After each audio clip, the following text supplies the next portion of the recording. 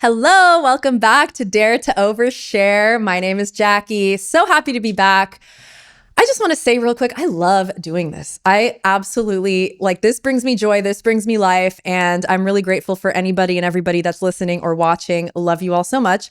I have a fun guest today. His name is King Hoodie. Yeah. He is an artist, but obviously so much more than that. I never like to label anyone, but you do make music and you're good at it. So that's what we're gonna, call you an artist. But I'm just so happy to have you here today. And I'm super excited to know what you're gonna overshare about because, like always, I never know before we film. So it's always a surprise to me. Yeah. And as a Gemini, I thrive not knowing what the chaos is going to be and just holding on to the seat. Like, what is this episode? Right? Yeah, because I don't know what it's going to be. It could be very controversial or it could be super chill. You never know. That's true. Do you think you're a controversial type of person? I can be.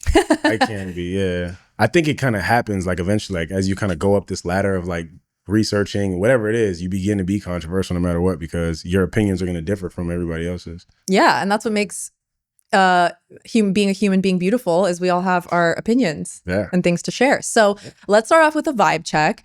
So how are you actually doing today, or just in general in life? How are your emotions? Let's do a little check-in. When you say emotions, I'm thinking of Inside Out, joy. Which one are you feeling? Yeah, honestly, I feel what's the word when you feel kind of zen and you man, I feel I'm where I'm supposed to be, doing what I'm supposed to do, and I'm cool with it. There are things that are contentment. Yes, that's a good word. Yeah, I would say that. I feel really content, very curious, but also really content where and I also want to remain present. So whatever the word for that is, present. Stay present. You got the word, yeah. Okay, yeah. I'm smart. You're feeling zen. You're feeling present. Maybe grounded feels like a good word. Is grounded a good word? Because whenever someone says grounded to me, I always think why do people want to be on the ground? And then why do you see that downward thing? That's a great conversation. I think being grounded is important because even though I am floating, personally, I'm floating in the clouds a lot, and I'm an air sign, so I am floating in the clouds. I'm a dreamer, right? I'm always thinking about, I can't wait for this and this and this, and I am in the clouds. If you are only in the clouds and always dreaming, but you're not actually grounded on this 3D earth that we live on, you're not actually taking the steps to do the things that you want to do. I think when you're grounded and you're balanced, maybe that's a better word, you can actually figure out what are the things I need to do in this realm to be able to achieve all those dreams, all the things, all the magical things. So grounded is, we love a grounded person. You love a grounded person. Because when you're not grounded too, you let your emotions take over and you let things take over that isn't you know how they say put your feet in the soil, kind of put your feet in the ground and connect with the earth. That'll just balance you and calm you down and make you feel zen. So you seem pretty grounded. I would like to be. If that's what grounded is, I always thought grounded was just lower. Because I'm thinking don't we all want to get higher? Isn't it elevation and elevating and higher? But yeah. I learned a lot in what you just said. Oh, I appreciate okay. that. I'm oversharing on being grounded. Yeah. Yeah, because that makes sense. If you don't actually know the meaning, it may feel don't dim my light. I don't want to be down here. I want to be up here. But no, it's really just about connecting with Mother Earth and feeling that zen. That's really grounded. So yeah. I receive it. Yeah, you receive it. All right. So you're feeling all of those things right now, it seems. Really kind of mellow, in a state of zen. I feel there are things that I would stress about in the past that right now I'm kind of what's the purpose of stressing that? Sometimes I feel I need to overperform and just do a lot of things. And then in recent times, I've been hearing this voice in my head that's man, sit still, be still, and be calm. And I think that there's a lot that can come from stillness, that a lot of us are so busy that we never get a chance to. See, you know more than you think you know. I feel you're about to open up the book on me and tell me, yeah, okay. All the things that you're saying are really things that would make a grounded and balanced person. And there's a lot of people like you in the world where it's you intuitively know that that's the way you want to be, but you almost don't have the words for it, or you don't know how to say it or phrase it, but you're living it, which is way more important than being able to intellectualize it, I think. So yeah. If I can't describe it, then how can I replicate it? Right. I had a good vibe a few weeks ago. Don't know what I did, but the words, I think that's really useful. So well, communication, words, we love it. Okay, so let's step into oversharing is caring. So I want you to overshare about anything anything in your life really that you just feel like you kind of want to either get off your chest or just you just are like, I have a microphone, so I'm just gonna say it. Here's the platform for it. Mm. And it's vulnerable. I would love, it doesn't have to be, but I welcome it. You know, the more vulnerable, the better. Because then it helps other people like be able to be that way, I think. You know what I realized in my life, like a few years ago, and I had a conversation with my ex at the time about it because we were having like really a tough time in our relationship. And I found that the reason, or like one of the main causes, was because I had an insecurity when it came to women and money. Mm. And I didn't know it until it started manifesting itself in problems in my relationship. You know, and it just became like really bad. And I was like, you know what? Let me just create a note. So I created a note to myself that was like, I have an insecurity when it comes to women and money. And why is that? And I think it's because earlier in my life, I didn't get a lot of attention from girls early, but I wanted a lot of attention from girls, but I didn't get it because I just didn't have all those things. I wasn't that kid early on. I was like naive. Mm-hmm. And I think that now that I've gotten older and I get more attention from women, I can abuse that thing. And like I can want to surround myself with women all the time and give energy to women all the time. And that ended up being ended up turning into a bad thing in my ex relationship because it was like, you're entertaining these girls, you're having this kind of conversation with this kind of girl. I'm like, yeah, it's nothing, don't worry about it. It's like, no, I don't like that kind of that energy. I'm like, yeah, well, I didn't have that growing up. So now that I have it, I'm doing it too much. I'm not calm in a room. I'm like doing too much. And the same thing with money. I didn't have a lot of money growing up. And when I came into a good amount of money, I spent a lot of it quickly. And I didn't realize that I had these insecurities. Like a friend of mine told me this one time. He's an older guy than me, older black man. And he was like, we were in a room full of other black men, multitude of ages, but I was the youngest guy in the room. And he said, have you guys ever walked inside of a store, walked around, and felt nervous walking out of the store because you didn't buy something? Mm. And then we all had this like collective understanding of like, yo, we feel as though if I walk inside a store and walk out of a store without buying anything, I look like a suspect, or I look suspicious, or I look weird, or I have to walk out of the store in a certain kind of way to show that my hands are, I didn't take anything, I didn't steal any, Yeah. And I was like, wow, that's a weird thing. He said, yeah. So a lot of us are buying things that we don't need to validate ourselves publicly. That's crazy. So those things, yeah, those are weird.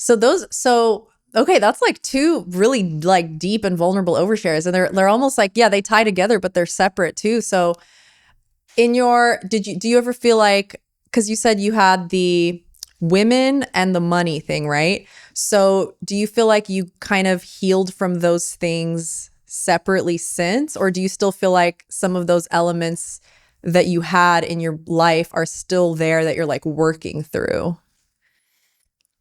Definitely still working through them. But I think right now I'm at a point where I don't know what kind of conversation I'm even having when it comes to women and money. I think my objective is just to tame that. Like I want to tame it. I don't want to walk into a space and be a pawn in somebody else's plan because I don't know how to not talk to a woman. If I see a beautiful woman in a room, I feel like I have to go talk to her. And if I don't go and talk to this beautiful woman and create a relationship with her, there's a narrative in the back of my mind that says, oh, you're scared, or you're a wimp, or you're not a man because you didn't walk across the room and assert your dominance and get the girl to like you, and all these different things that are convincing me like I'm less of a man if I don't get that girl, right now. And it's like, yo, why do I feel the need to do that with every beautiful woman that I see in every room that I'm in?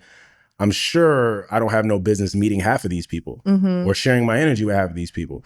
But I'm just thinking like, and I think it's like you don't feel like enough as an individual. And so I have to buy things that I don't need so I can prove to people, hey, I'm valid.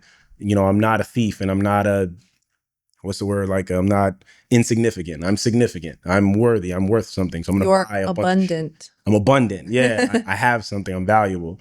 And the same thing with women. Like, okay, I'm going to go and get this girl because of X, Y, and Z. So I think that I'm just like doing my best to tame those things and understand them, but also like I want to be able to like consciously make a decision to buy something if I want to buy it, but I don't want to feel forced because I'm a black man in a room and everyone's going to think I'm the first person that's going to steal something in here. Or because I couldn't afford it in the past, I'm just going to buy two of them now. I have a friend, he has money. He went inside a place. He thought about buying something, and the person across the counter, he asked him, hey, how much is this thing? And the guy was like, if you have to ask the price, you can't afford it. I've heard that before. And my friend said, really? Give me two. He didn't even want to hear the rest of it. Just give me 2 and don't look at me again. It's an ego thing, you know? And that's firstly, I want to commend you for even having the self-awareness, because there's so many people that go through life dealing with whatever you're dealing with. I mean, we're all human and we all deal with our own stuff, but like having the self-awareness of like, I am, or I was like this, or I am like this now, and I'm trying to work through it. A lot of people don't have that. That's why they move through life and they're so asleep. Like they don't even know that they're being a certain way. But to like know that you have these tendencies to do that, now you can actually like think about it and get curious and like correct whatever it is. And at the end of the day, it's all ego. It's all stories we tell ourselves. We make things up based on what we see on TV, based on what our parents told us, based on what society says, based on social media, based on everything. And obviously like the racial stuff, like whatever you experience is your experience. And like no one can take that away. Like that is truly happening, right, in the world. Yeah. But it's like the more you create the story and you resonate with it and you continue it, like it will never stop. Right. Too, and with the women and stuff like that. So I think it's really cool to have the self-awareness that you have. I think like that's very special, because like we're talking about it now, you know? Thank you, Jack. Thank you for telling me. Saving the world. Yeah. No, I think that's beautiful, like that you're working through it. So what do you feel like you're actively doing now to sort of like work through those things? Like, is there anything that you do or think about like on a daily? Yo, man. Okay, this might be vulnerable. So I talk to God a lot, right? Like I meditate. I wasn't a meditator until 2021, but once I started meditating, like I'm with it now, because I do have these conversations and I do get insight in meditation, and I didn't know that was possible. I thought I had to read a book or talk to a human, but I really can sit there and go here, do this, go there, go, and it's like really cool. So I'll sit and I talk to God. And earlier this year, like at the end of January, I was talking to God. I was like, God, what should I do next? And God was like, be celibate. And I was like, okay, so no, right? Like that message must have been for the guy behind me, because like, that shit, like, all right. Guy behind me. Yeah, like it must be like whoever else, like I guarantee. Nah. So I was like, I'm with a lot of stuff and I'm down. I do my best to like listen to the voice and be obedient. But I was like, bro, nah, right? Like, no, right? No. But it was like an overwhelming feeling. I was like, yo, bro, like lock in, and for the next 12 months, just abstain and be focused. And I'm like, bro, that sounds so fucking lame and like awful, bro. No one wants to do that. But I'm in the process of doing that now, because I'm like, what do I really have to lose? You know what I'm saying? Like I might avoid a pitfall by that. Like I might avoid an STD. I might avoid some, like, I don't know what I might avoid, but I'm sure I'm going to avoid it. An unwanted child. Yeah. You never know. Drama. Like, man, who knows? So something I really don't want to do, but I'm with it. So I guess in that way, when it comes to you asking, like, what am I doing to like, when it comes to the women right now, I'm genuinely having vanilla conversations and just being as regular as I can be and taming that inner thing inside of me that's like, yo, bro, am I even attracted to you, or is it just lust? Is it just my ego? Like, do I just want to get you just to get you to say I have you, and then once I have you, I just leave, and that's how I know it's my ego? And like some of that just don't make no sense. So I'm just kind of taming it. When it comes to the money thing, I'm just like budgeting, just like, okay, well, bro, these are the things, and don't spend more than you need to spend, because like I don't have to validate myself by buying really expensive shit. Because if I do, and I'm just wearing all these designer clothes, I'm just wearing these billboards to let you know that I'm valuable or I have money. Like if I can't walk into a room and wear a white t-shirt and blue jeans and still maintain my value, something's wrong with me. And if I have to wear something that's like Prada and this and Prada, listen to the socks, and then Prada, and then I got a Prada glass, then it's like, bro, I'm renting their brand so that you think I'm valuable. But that's weird. When in reality, you could have your own brand, right? And then rep that. Look at us. We don't have any labels on us today. We're just, I'm wearing this hat. And nothing wrong with it. You know what I mean? Like there, you know, if you want something nice, get something nice for yourself, but do it for yourself because you've always wanted it, not because everybody else is telling you should have it. Yeah. And also, I love what you said about abstaining and all that. I think it's good to do hard things. Like it's good to test yourself and then see on the other side, okay, how do I feel now? Because it really like, all life is like a big game. It's a big game. We're just here to learn. Like we're on planet Earth to learn, to have fun, right? So it's like, let's test out something that we never thought we could do before and see how it goes.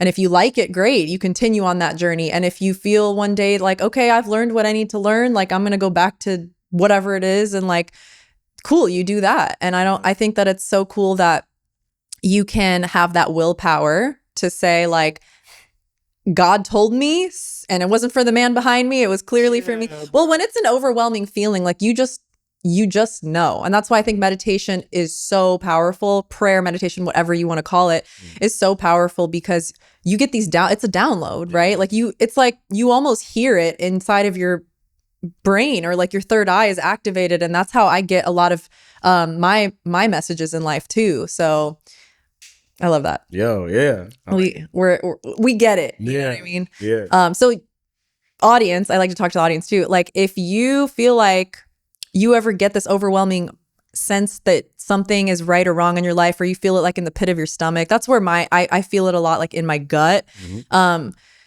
Explore it. I urge you to like get curious and ask yourself why, and don't always ignore, because your intuition, that's really your intuition talking to you. So anyways, love that. We're gonna move on to hot takes, but before we do, I have a little sponsor. I wanted to talk about Sunset Drip, Vietnamese cold brew, Vietnamese coffee. This one's the condensed milk one. He's got the black coffee one. It's so delicious. And if you want $5 off of your purchase, all you have to do is type Jackie into the coupon code area, and you're going to get $5 off automatically.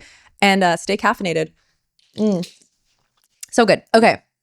So let's move on to hot takes, because hot takes are fun, and we like to stir the pot a little bit. Okay. A little bit. Just something that you have a strong opinion on, that sometimes when you share, people look at you sideways. Like, what? What did he just say? Yeah, man. Now? There's no time like the present. There's no time like the present. No tomorrow. Right.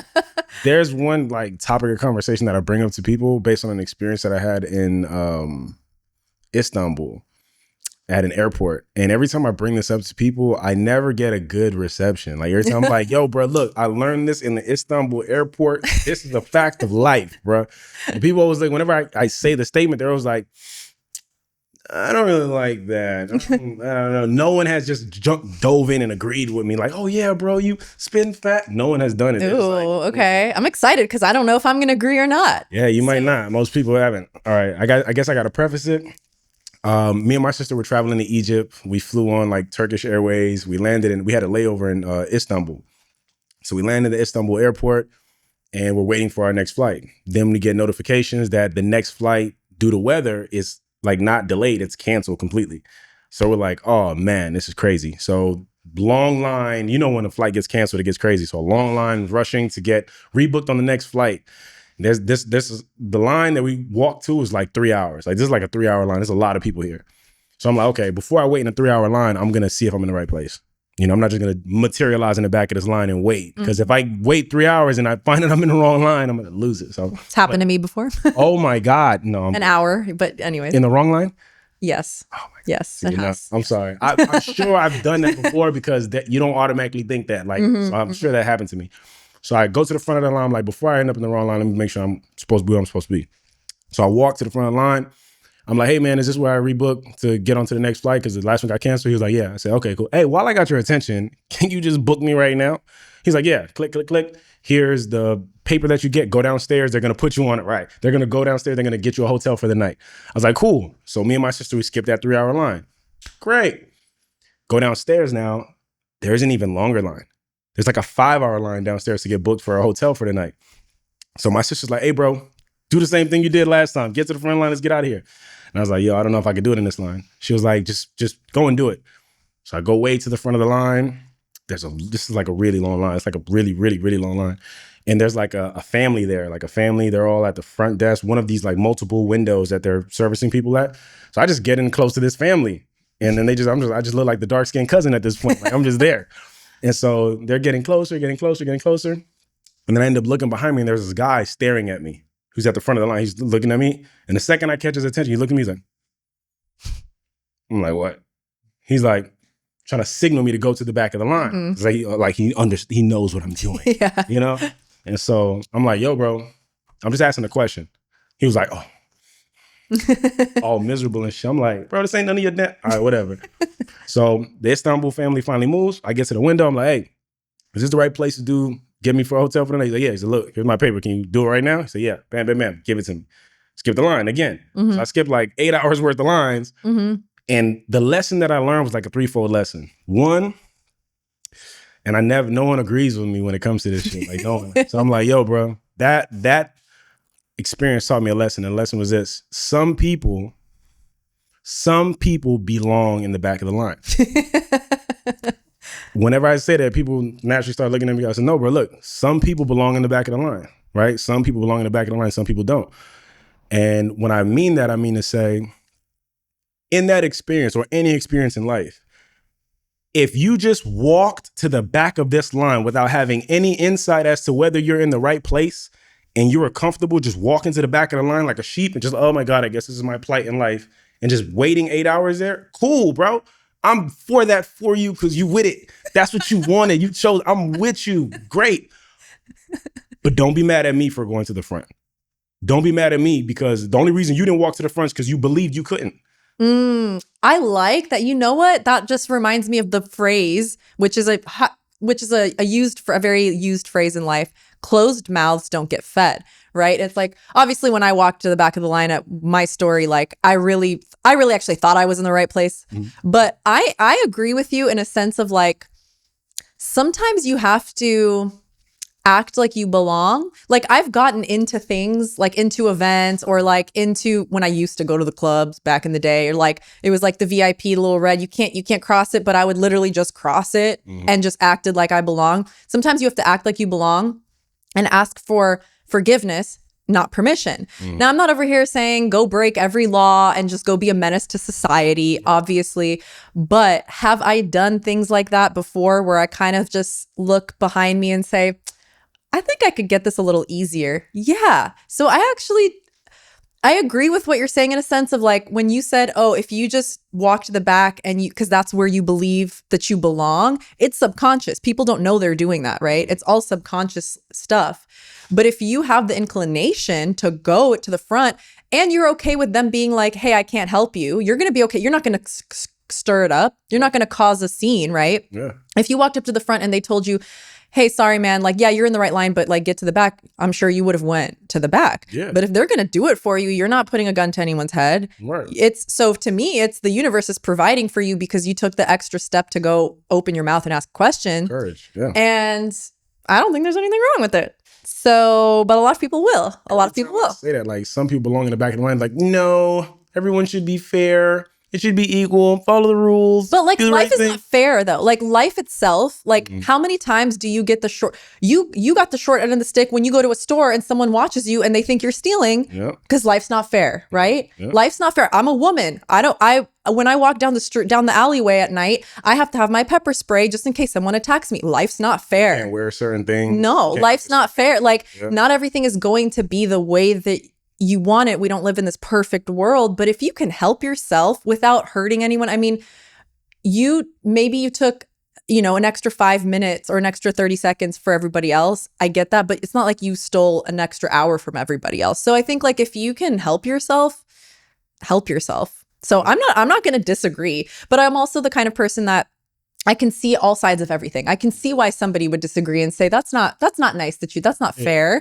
But life's not fair, bro. Yeah, bro. But sometimes you just got to do what you got to do. I love that hot take because it was so unexpected. I was like, where's the story going? He was stuck in Turkey. I thought it was going to be something political or religious. Prisoner. Yeah, I was like waiting for it in the middle.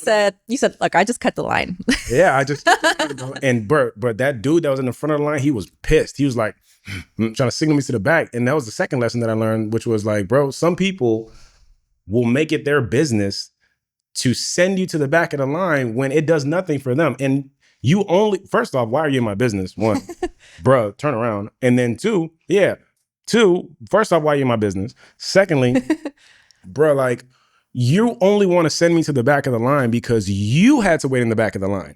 You waited and then waited 3 hours and then got here. So now you think that because that's the qualifying factor to get to the front, I have to go through that. I don't have to go through that, bro.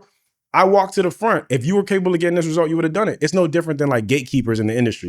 Older veterans that are saying, I don't like the fact that this 18-year-old YouTube kid has $5 million and 100,000 followers. Like, I had to do 20 years in the industry for me to make $1 million in X, Y, and Z. It's like, bro, that's your damn business. If you could have made it at 16, 17, you should have done that. But you didn't have the courage. You listened to some other old guy that said you got to put it in for 20 years. Good. But some of us, no, bro, you can, there's a shorter route, bro. Like, you don't have That's to. so true. I was just talking off camera with my people behind the scenes about ChatGPT and how you could either love it or hate it. You could be for it or against it, whatever your beliefs are. But we were just talking about how, well, back in the day, if we had ChatGPT, we would have gone through school easier and we would have completed this job quicker and all this stuff. I mean, I can imagine when I was in college, getting my degree, I loved being in college. I did well, but how much quicker would I have completed those assignments, right? Yeah. And so nowadays you can write a song on ChatGPT, you could write a movie script, you could do all these things. And to your point, you can just be a kid online making really silly videos that take 5 minutes and you could blow up and make millions. But all the people that feel some type of way about it, don't let that hater, whatever you want to call it. Like, we're in a different time. We were born when we were born. We can't do anything about it. You know what I mean? So I think that's even just like the Kardashians. People want to hate on somebody like the Kardashians. Oh, they're just rich because they don't do anything and they don't work for it. Look, I'm not a Kardashian lover or a hater or whatever. I'm neutral, but like, I'm pretty sure they're working very hard, actually. Yeah. Like, they're doing a lot. You know what I mean? So why are you hating on somebody else for like living their life? So that's another hot take. That's a good one. I give a double hot take. Double. Too hot. You have a triple one? I mean, we can keep going. What other hot takes do you have for me? This is my favorite segment of the show. Oh, yeah. I love hot takes. I feel like there was a third message in that, or a third lesson in that Istanbul story. One was, if you belong in the back of the line, like, I mean, if some people belong in the back of the line. Two was like, some people will like make it their business to slow up your trajectory because they think that you need to mimic their trajectory, bro. Like, I don't. Turn your ass around. And I can't remember what the third thing was. I guess it's just like courage. Like, bro, have the willingness to go and do it, bro. Like, some people are just so scared to ask. I don't know what a third hot take would be. I'll have to get back to you. Yeah, no, that's okay. I mean, we had some good juicy ones. So let's move on to Ask and You Shall Receive. So in this segment, I have listeners or just like any of my followers online ask questions. And I once I get a bunch of questions from people, then I pick and choose which question to ask my guests, like what I think like would fit. So for you, this question is from Lauren Deliri on Instagram. She didn't ask a question. She just wrote relationship story. So then I was like, okay, well, let me like turn it into a question, just so there's like some direction there. So I feel like I would want to ask you, what is the best life lesson that you've learned through a relationship that you've had? Like something that you took away from a relationship. Something I took away from a relationship. Okay, so fun fact, in my life, I've really only had one like real relationship. Everything else was like a casual, I meet you, we hang out for a little while. Situationship. Yes. You know, us women love situationships. So fun. Do y'all love them for real? I hate them. Okay, cool. Yeah, no, me too. I hate it for real. If you would have said you loved it, yeah, no, I love it too. I love it for real. I've only had one real relationship and it was 12 years. I actually recently got out. Okay. Oh, yeah. That's a very Did you know that? No. Okay, yeah. That's a long, extensive. Yeah. Okay, that counts as something. No, that was so I was with her from the age of 19 to like 30 pretty much, 31. So we just ended that relationship at the beginning of last year. Okay. So yeah, what did you take away from a 12-year relationship? The biggest thing that she taught me was patience, to be real with you. Like, that's the number one thing. She taught me patience and she also taught me value. She taught me like, yo, because again, I didn't know that I had that insecurity with women and like, oh, I need to get in this girl's face so that I can have the prettiest girl in the room and I can be this thing. And it's like, well, why do I feel compelled to do that? And if I'm not doing that, I'm less of a man. That doesn't make. Did you felt that way when you were with her, that you needed to get attention, even if you weren't doing anything, like you needed to get attention from women while you were in the relationship? So interesting thing about my relationship though, we were together for 12 years. 4 of the years we lived in the same environment, but 8 of those years was long distance. Okay. So once she moved to another state, I think that my mind kind of turned into more like, well, I need this validation. I need this validation from these women and stuff. And she taught me though that as a man, you don't need to do that. You don't need to sleep with every woman who is willing to sleep with you. You can choose. You don't need to just do all these things that society tells you have to do as a man. You can choose. You can choose to express yourself and have emotions. You don't have to be this stoic, still, silent, sit in front of the TV if I'm not working and working if I'm not in front of the TV kind of guy. You can actually have emotions. You can set your life the way you want it to be. And you can choose. You don't have to just give yourself to people. You don't have to do all this automatic man stuff that everybody else tells you have to do. And that was a really good lesson she taught me. She's like, a lot of my value right now, if I go into an environment and I know how to value myself and separate myself from the crew and stuff like that, I really got that from her because she values herself on a high level. Like she doesn't give her energy to people that she doesn't want to.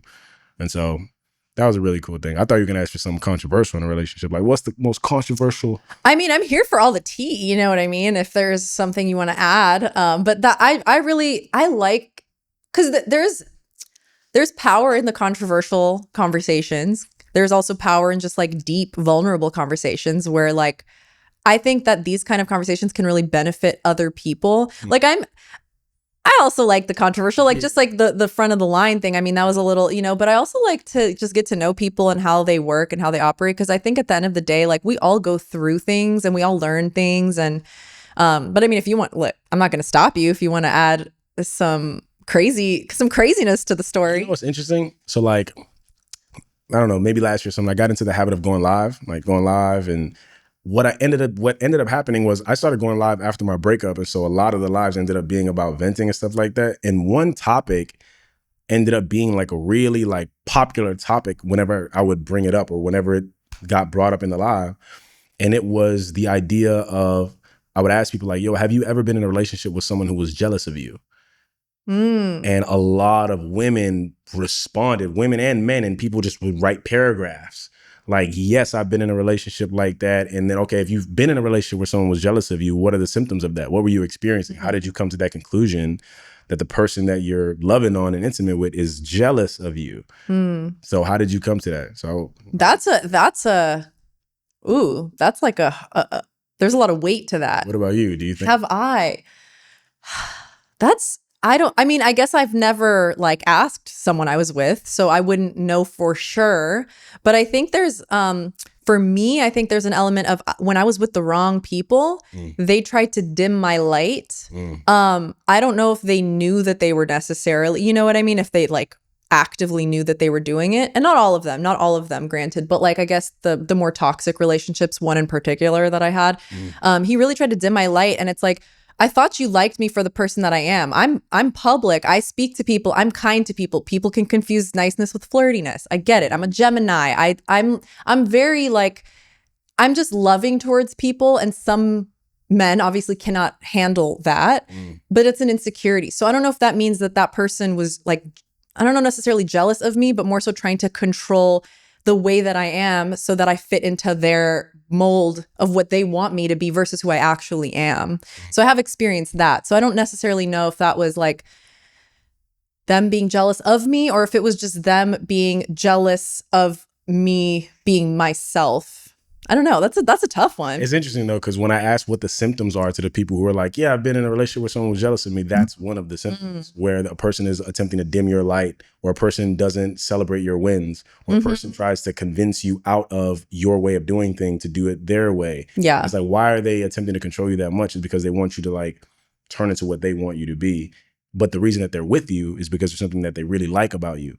So it's like, I really like this about you, but I want it all for me. It's like they're just trying to take. That's not going to ever end well. Right. If you just want to take from me, what are you giving? What are you contributing? You can't.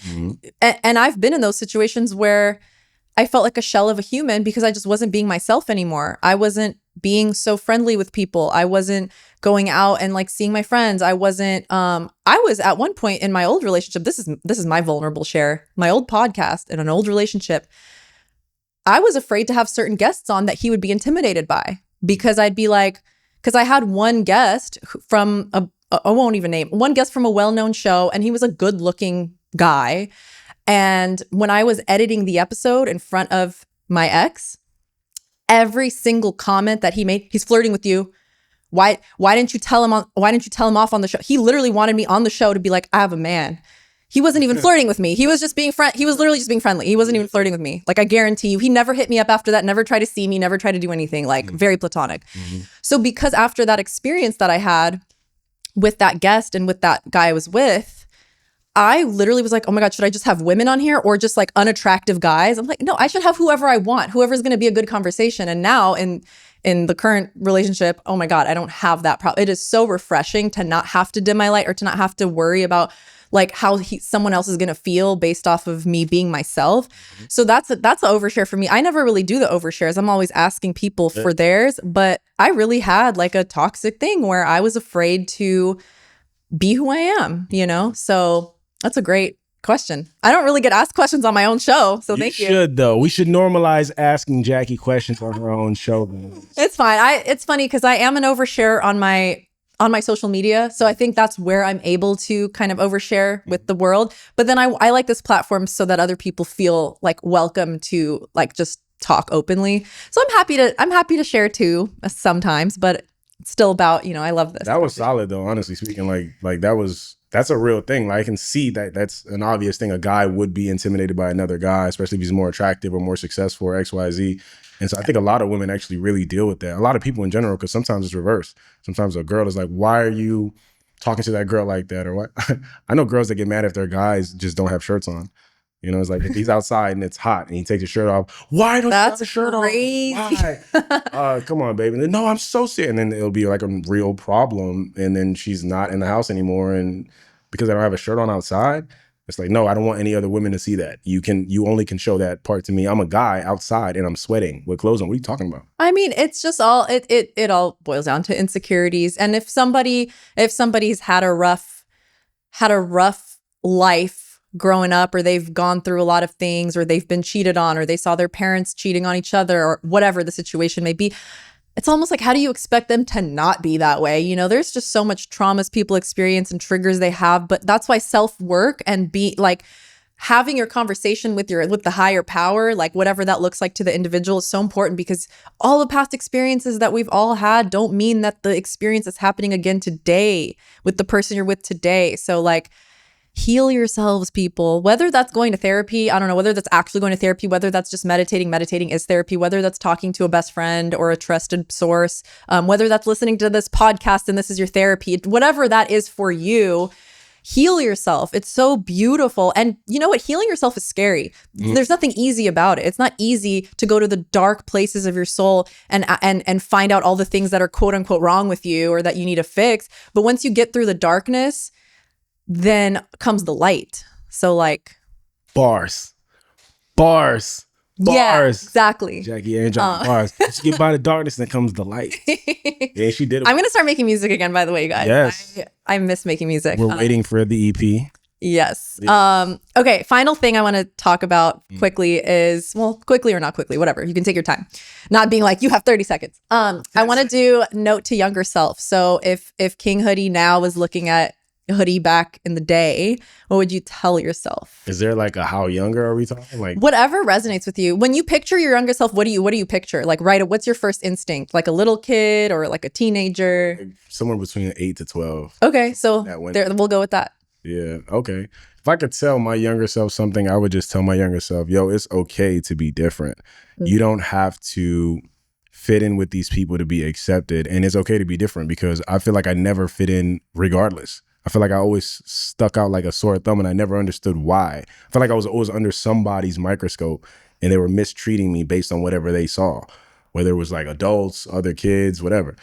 And I'm like, man, it made me like really shrink into myself and try to like become other people so I could just hide and be normal, have a normal experience with everybody else. Why am I always sticking out? And people are always like, get back into the system. And so I would just tell myself, bro, it's okay, man. Like I would tell myself, it's okay to be different. It's okay to be yourself. You don't got to fit in with nobody, because eventually you're going to find the right people that fit in with you, and you guys are all going to be doing your own thing and be happy there. And that's what life is about. Everyone here is living life in a different way. It's cool to be different. Be different. Don't be the same. Be individual. Bring it to the light. There's something inside you that wants to come to the surface. Allow it to do that. Don't dim it so you can be what this person's doing or this person's doing or whatever. So I would tell my younger self that. I love that. Yeah, don't dim your light for anybody. I always say, if you're not harming anybody, just do you. Do what makes you happy. Yeah. If you're not like, obviously, if what makes you happy is murder, maybe like don't do that. But if what makes you happy is not harming anybody, do it. I mean, if you love murder, hunters, butchers, cattle, you know, people who just kill animals for our food and steaks and stuff that we got in the fridge, maybe that could be your avenue. Instead of humans. Yeah, bro. Like, I mean, you're talking to a vegetarian, so I'm over here like, I don't like murder. She didn't say any of it. Yeah, she didn't say any part of it. I also understand that happens, and it's if you're doing it in a humane way. Yeah. Fine. Yeah. But don't be out there skimming random animals on the street. This is going to turn into like a true crime podcast. No, I know. Because we were just talking off air, not me and you, but me and my behind the scenes people. We were talking about cannibals and how I know this is crazy. We're talking about cannibals and how some people actually want to eat another human, and how some humans want to be eaten. They have a fetish of like, hey, this is so off topic. I'm so sorry to my listeners. No, it's funny because some people really love the true crime, but I just found out from my man Nader back there that there is literally a story about how somebody, this like cannibal, put out an ad that he wants to find someone to eat. And this person responded and said, oh, I've been dreaming about being eaten. So like, what? Don't do that. When we're talking about do what you love, we're not doing that. Well, what about the person who wants to be eaten? You're seek therapy. You're dimming her light. She wants to be eaten in what way? Okay, that's what I first thought, but I had to I was like, no, we're gonna. Of course. Oh, this is why people want to dim my light, because I make really vulgar jokes. Okay, so that was fun. I really loved discussing all of that. And I want you to let the people know where they, I'm like so off topic talking about cannibals, where they can find you, what you're working on, and anything that you just want to like give the people. Yes. Okay, well, Cannibal, find me at cannibals. Oh my God. No. I'm going to get like the weirdest audience for this particular episode. Yo, it'd be funny if like all the like cannibal culture chimed in, was like that's not my target audience. It's not my demographic, guys. Yeah, no. Exactly. We just X'd them out of the group. Now they're like, oh no, they were all typing and they saw this part. Oh, erased back. No, guys, she's not with it. She's not in. Find me online. Find me online. I'm on Instagram and all the social media platforms at King Hoodie Raps. I have a new EP that's coming out, 7-song EP. It drops in April, and that's going to be awesome. And then I also have a new single called Remember Me out now. Go and listen to that on all the streaming platforms. Remember Me by King Hoodie. Yeah. Love that. Yeah, check him out, guys. Good music. He has a lot to say. And bars on bars on bars. Thank you so much for being here. Yes. That was really fun. Thank you. I never thought I'd be talking about cannibals on my podcast, but that's what is so great about this, is that there are no subjects that are off limits. So yeah, I love it. Yeah. You guys make sure to follow Jackie and stay with her. And if you don't, love you guys. Have a great day. And I will see you on the next episode of Dare to Overshare.